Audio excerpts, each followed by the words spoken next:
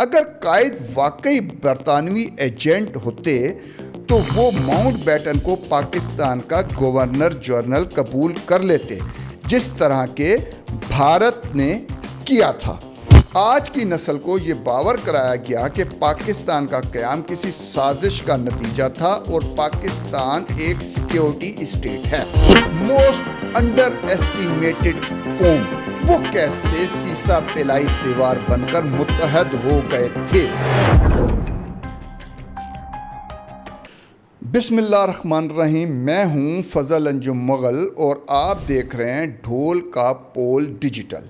دوستو، آج 14 اگست ہے تو کیوں نہ آج کے دن قیام پاکستان، اس کے مقاصد اور بعد میں ہونے والی سازشوں پہ بات کی جائے اور یہ دیکھا جائے کہ کس طرح اور کیوں کر پاکستان کے راستے میں رکاوٹیں کھڑی کی گئیں اور بننے کے بعد کس طرح سے ان سازشوں کا سلسلہ جاری رہا۔ پاکستان کیوں اور کیسے بنا، مسلمانوں نے قیام پاکستان کے لیے کیوں کر جدوجہد کی، اور ہمارے آباء و اجداد جو ہم جیسے ہی ہوں گے مست جیو اصلی گھی پیو اور لاپرواہ موسٹ انڈر ایسٹیمیٹڈ قوم، وہ کیسے سیسا پلائی دیوار بن کر متحد ہو گئے تھے، کیا ضرورت تھی۔ قیام پاکستان اور جدوجہد آزادی کی وجوہات کو اگر مختصراً بیان کیا جائے تو قائد اعظم اور اس دور کے مسلمان سمجھتے تھے کہ انگریز سے آزادی حاصل کرنے کے بعد وہ ہندو اکثریت کی غلامی میں چلے جائیں گے، جو ان سے 1000 سالہ غلامی کا بدلہ لیں گے اور انہیں پیس کر رکھ دیں گے۔ ان چند الفاظ میں سمجھ آنے والی بات کو کس طرح پیچیدہ کیا گیا۔ آج کی نسل کو یہ باور کرایا گیا کہ پاکستان کا قیام کسی سازش کا نتیجہ تھا اور پاکستان ایک سیکیورٹی اسٹیٹ ہے۔ آج نوجوانوں کی اکثریت سمجھتی ہے کہ انہیں اصل تاریخ نہیں بتائی جاتی۔ قیام پاکستان کی تاریخ پر جھوٹ کے سائے اس قدر مہارت اور چالاکی سے ڈالے گئے ہیں کہ قیام پاکستان کو ایک سازش اور اس جھوٹ کو نئی نسل کے سامنے پیش کرتے ہوئے باور کرایا جاتا ہے کہ اصل سچائیاں یہی ہیں جنہیں آپ سے ایک سازش کے تحت چھپایا گیا تھا۔ قائد اعظم محمد علی جناح پر یہ الزام آج لگتا ہے جو ہندو قوم پرست اور پاکستان مخالف مذہبی حلقوں اور سوشلسٹوں کی جانب سے اس دور میں بھی لگایا جاتا تھا کہ انہوں نے انگریز کی ایما پر متحدہ بھارت کا قیام نہیں ہونے دیا، یعنی اکھنڈ بھارت اگر قائم ہو جاتا تو اہل مغرب کی آنکھوں میں آنکھیں ڈال کر ایک طاقتور اسٹیٹ وجود میں آتی جو آج سپر پاور ہوتی۔ ناظرین، ہوتا وہی جو آج ہو رہا ہے، کیونکہ حقیقت اس کے برعکس تھی۔ حقیقت یہ تھی کہ برطانوی حکومت متحدہ ہندوستان کو برقرار رکھنے کے خواہش مند تھے تاکہ انتظامی، دفاعی اور معاشی ڈھانچے کو بکھرنے سے بچایا جا سکے۔ یہی وجہ تھی کہ مشہور وائسرائے لارڈ لنلیتھگو اور ماؤنٹ بیٹن بھی طویل عرصے تک فیڈریشن کے حامی رہے، حتیٰ کہ محمد علی جناح صاحب بھی 1930 کی دہائی تک ہندو مسلم اتحاد کے حامی تھے، مگر 1937 کے صوبائی انتخابات کے بعد جب کانگریس کی حکومت بنی، ان کے مسلم دشمن رویے نے قائد اعظم کو قائل کر دیا کہ مسلمانوں کے حقوق، ثقافت اور سیاسی حیثیت متحدہ ہندوستان میں محفوظ نہیں رہ سکتی۔ اور دیکھیے، آج بھارت میں بی جے پی کی حکومت نے قائد اعظم کی بصیرت افروز سیاسی سوچ کی گواہی دی ہے۔ اگر قائد واقعی برطانوی ایجنٹ ہوتے تو وہ ماؤنٹ بیٹن کو پاکستان کا گورنر جنرل قبول کر لیتے، جس طرح کے بھارت نے کیا تھا۔ کشمیر کے معاملے میں برطانوی جھکاؤ کو چیلنج نہ کرتے اور اثاثوں کی تقسیم میں سخت موقف اختیار نہ کرتے۔ دراصل تقسیم ہند ایک فطری سیاسی انجام تھا جو کانگریس، مسلم لیگ اور برطانوی حکومت کے باہمی عدم اعتماد سے پیدا ہوا اور تاریخی اٹل حقیقت بھی یہی تھی۔ مسلمانوں کی برصغیر آمد سے قبل ہندوستان کئی ٹکڑوں میں بٹا ہوا تھا، جن میں سے ایک ٹکڑا انڈس ویلی یا دریائے سندھ کے کنارے آباد انسانوں کا مجموعہ تھا، جسے دریائے سندھ نے ایک لڑی میں پروتے ہوئے ایک ملک اور ایک وحدت بنائے رکھا تھا۔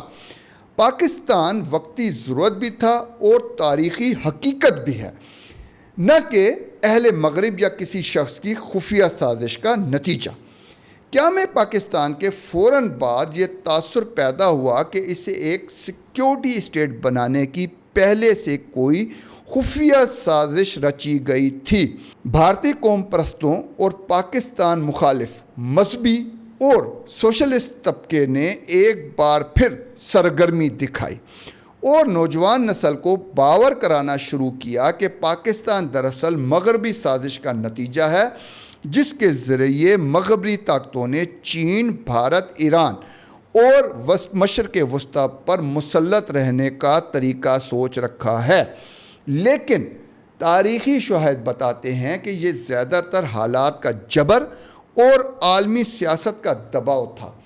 نئی ریاست ایک ایسے وقت میں وجود میں آئی تھی جب کشمیر پر جنگ چھڑ چکی تھی، جنگ عظیم دوئم کا اختتام ہوا تھا، بھارت اثاثوں کی تقسیم میں رکاوٹ ڈال رہا تھا، مہاجرین کا بحران ملک کو مفلوج کر رہا تھا اور معیشت ناتواں تھی۔ ایسے میں قیادت کی پہلی ترجیح بقا تھی اور اسی بقا کے احساس نے فوج اور سیکیورٹی اداروں کو غیر معمولی اہمیت دے دی۔ بعد میں سرد جنگ کے ماحول میں امریکہ اور مغربی طاقتوں نے پاکستان کو سوویت یونین کے اثر و رسوخ کو روکنے کے لیے استعمال کیا اور ایک اسٹریٹجک اتحادی بنا لیا، جس کے نتیجے میں دفاعی معاہدے، فوجی امداد اور انٹیلیجنس تعاون نے سیکیورٹی اسٹیٹ کا ڈھانچہ مزید مضبوط کر دیا۔ یوں یہ کہنا درست نہیں کہ پاکستان کو سیکیورٹی اسٹیٹ بنانے کی سازش پہلے سے طے تھی، البتہ بیرونی مفادات اور اندرونی کمزوریوں نے مل کر اسے اس سمت دھکیل دیا تھا۔ ایک اور تاثر دیا جاتا ہے کہ مسلم لیگ طبقہ اشرافیہ یعنی برطانوی پٹھوؤں کی، جبکہ کانگریس ایک عوامی جماعت تھی۔ حقیقت اس کے بالکل برعکس رہی ہے۔ انڈین نیشنل کانگریس 1885 میں ایک برطانوی سول سرونٹ ایلن ہیوم نے قائم کی تھی، جو نہ صرف ایک برطانوی جاگیردار تھا بلکہ برطانوی اسٹیبلشمنٹ کا مہرہ بھی تھا، ایک ریٹائرڈ سول سرونٹ۔ مسلم لیگ کے پیچھے کوئی برطانوی ایجنڈا نہیں تھا، البتہ اس کے ممبران میں بھی کانگریس کی طرح طبقہ اشرافیہ کے افراد شامل تھے۔ اس کی وجہ یہ تھی کہ اس دور میں سیاست شرفا کا کھیل سمجھی جاتی تھی۔ الزامات کے برعکس جب حقائق کا جائزہ لیا جاتا ہے تو معلوم ہوتا ہے کہ مسلمان انگریز سے دور اس وجہ سے رہے کہ وہ انہیں حملہ آور اور قابض سمجھتے تھے، جبکہ ہندو پہلے ہی مسلمانوں کے غلام تھے۔ انگریز کی آمد کے بعد ان کے صرف آقا تبدیل ہوئے تھے اور بہت سے ہندو یعنی اکثریت انگریزوں کو نجات دہندہ سمجھتے تھے اور ان کے انگریزوں کے ساتھ گہرے مراسم تھے۔ اسی وجہ سے قیام پاکستان کی راتوں میں بند کمروں اور پردوں کے پیچھے جو کھیل کھیلا گیا وہ کاغذی تاریخ میں بہت کم نظر آتا ہے۔ انگریز نے ہندو غلامی کا حق ادا کیا اور ریاست پاکستان کے ابتدائی ڈھانچے پر گہرا اثر ڈالا۔ نئی ریاست ابھی وجود میں آئی ہی تھی کہ بھارت نے انگریزی پشت پناہی کے ساتھ اثاثوں اور فوجی ساز و سامان کی تقسیم میں تاخیر کو سیاسی ہتھیار بنا لیا، کشمیر پر قبضے کی تیاری شروع کر دی اور بین الاقوامی سطح پر پاکستان کو ایک کمزور اور ناپائیدار نا تجربہ کار ثابت کرنے کی مہم چلا دی۔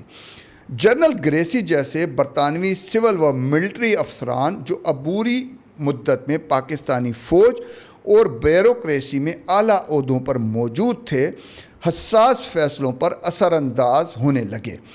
انٹیلیجنس رپورٹس بعد میں ظاہر کرتی ہیں کہ بعض وزراء اور نوکرشاہی کے ارکان براہ راست برطانوی ہائی کمیشن اور دہلی میں بیٹھے رابطوں سے جڑے ہوئے تھے۔ قائد اعظم کی صحت تیزی سے گرتی جا رہی تھی اور وہ ایک ساتھ کئی محاذوں پر لڑ رہے تھے: کشمیر، مہاجرین، معیشت اور انتظامی ڈھانچے کی تعمیر۔ ان کے بعض قریبی ساتھی عملی طور پر ان کے وژن کے ساتھ تھے، مگر اکثر ایسے تھے جو ذاتی اقتدار یا بیرونی رابطوں کو زیادہ اہمیت دے رہے تھے۔ وزارتی سطح پر اختلافات بڑھ رہے تھے، کابینہ میں گروہ بندیاں پیدا ہو رہی تھیں اور بعض لوگ اپنے فیصلوں میں براہ راست برطانوی یا بھارتی لابیوں کے اثر میں تھے۔ قائد اعظم اپنی اصولی ضد اور محدود وقت کے باعث ہر معاملے کو باریک بینی سے نہیں سنبھال پا رہے تھے اور یہی خلا طاقت کے متلاشی عناصر نے اپنے مفاد میں استعمال کیا۔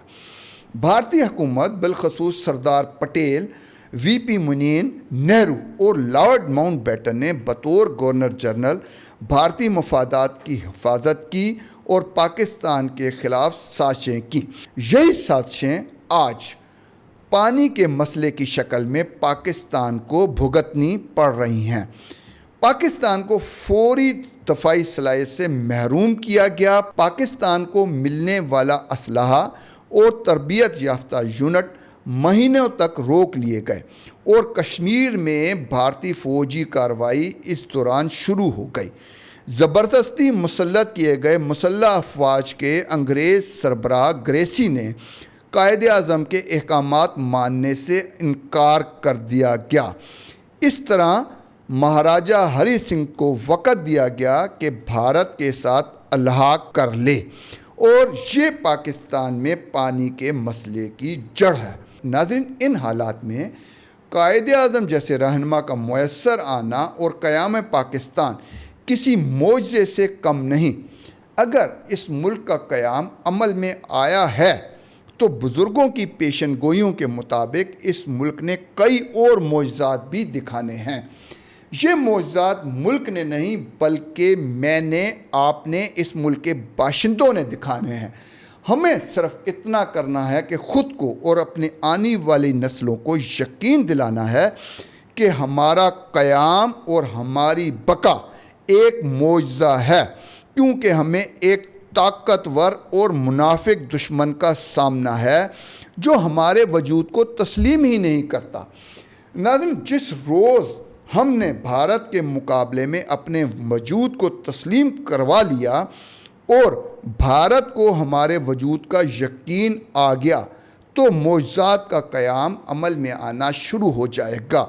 جنوبی ایشیا ترقی کرنے لگے گا۔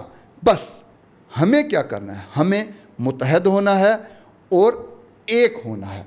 ناظرین، اگر آپ کو یہ پروگرام پسند آیا ہو تو دوستوں کے ساتھ شیئر کریں، پروگرام کو لائک کریں اور ہماری شاباشی کے لیے چینل کو سبسکرائب کریں۔ ملتے ہیں اگلے پروگرام میں، تب تک کے لیے اللہ حافظ۔